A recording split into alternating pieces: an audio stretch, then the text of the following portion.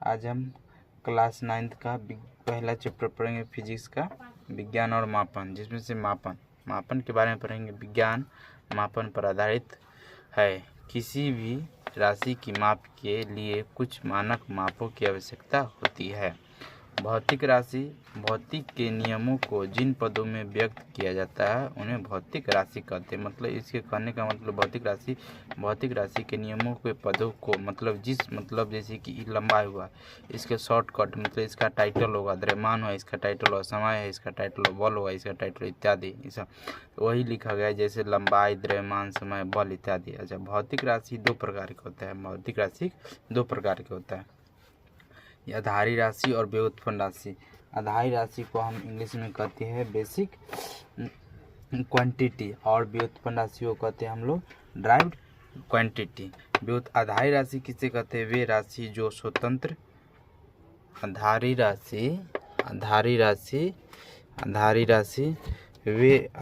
वे राशि जो स्वतंत्र मानी जाती है उन्हें आधारी राशि कहते हैं। जैसे कि स्वतंत्र मानने का मतलब किसी पर डिपेंड नहीं करता है, समझे ना।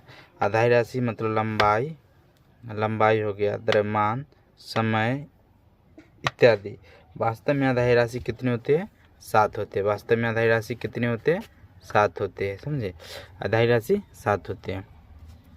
अब उसके बाद व्युत्पन्न राशि वे राशि जो आधारी राशि के पदों में व्यक्त की जाती है। मतलब कहने का मतलब है जी आधारी राशि हुआ जो किसी पे डिपेंड नहीं करता है, स्वतंत्रता। ये व्युत्पन्न राशि से किसी पे डिपेंड करता है, किस पे डिपेंड करता था? आधारी राशि पे। तो आधारी राशि पर तो हुआ, तो इसे कहने का मतलब आधारी राशि पर डिपेंड हुआ, तो इसे कहने का मतलब डिपेंडेड है, व्युत्पन्न राशि डिपेंडेंट है, समझे।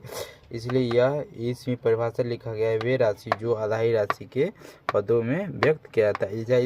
ऐसे भी लिख सकते हैं, वे राशि जो किसी दूसरे राशि पर निर्भर रहता है उसे हम व्युत्पन्न राशि कहते हैं। जैसे क्षेत्रफल हुआ, आयतन हुआ, बल हुआ, कार्य हुआ, ऊर्जा हुआ इत्यादि। ये सब जितना भी लिखे हैं इसमें देखिए बताते हैं, लंबाई, द्रव्यमान, समय, बल इत्यादि।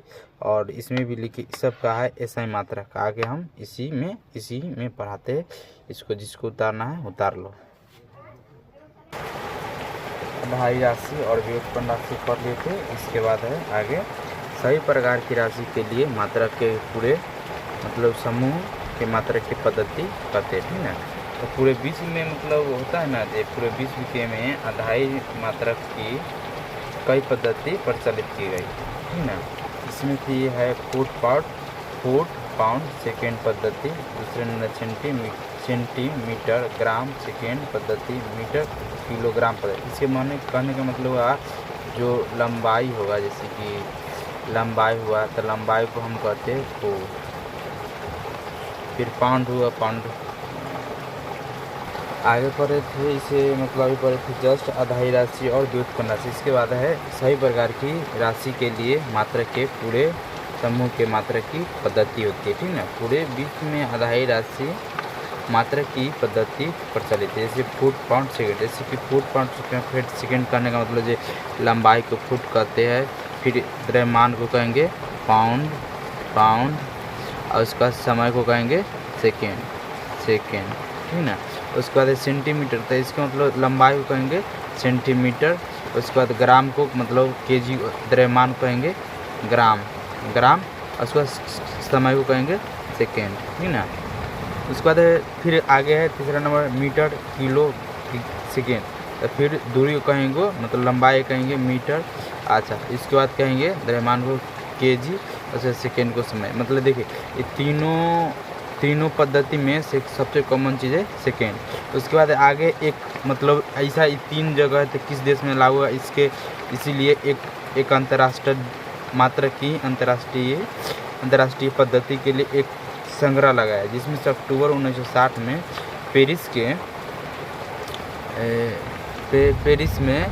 पेरिस में एक निकट सेवरे नामक स्थान था, जहां पेरिस एक देश है, वहां पे एक संपन्न हुआ 11वीं तौल एवं माप के महासम्मेलन में।